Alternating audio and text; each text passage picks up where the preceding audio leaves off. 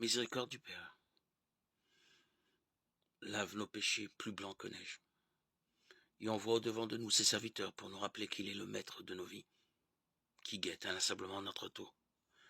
Peut-être avons-nous mis ces appels en regard de l'attitude que Jésus nous invite à prendre, être des hommes et des femmes relevés par la résurrection, sûrs d'être redevables de la miséricorde. Jésus veut nous conduire plus loin et ouvrir aujourd'hui un nouvel espace de conversion dans nos cœurs.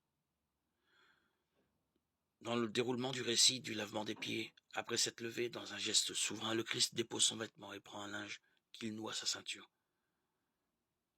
Voilà que Jésus s'expose et se livre dans la nudité de l'esclave. Il dépose son vêtement, il pose, c'est-à-dire qu'il se défait, il abandonne la sécurité du vêtement qui induit un rapport au monde, une manière de se situer, de parler de soi dans le non-dit de l'enveloppe. Jésus dépose sa condition sociale, dépose toute protection et apparaît dans sa dignité d'homme. Il apparaît dans sa condition première de verbe fait chair, non de Galiléen, de maître à penser ou de rabbi, mais dans son être de chair où se tient son être divin.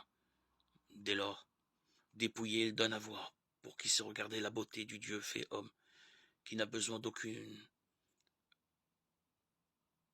artifice pour être lui-même.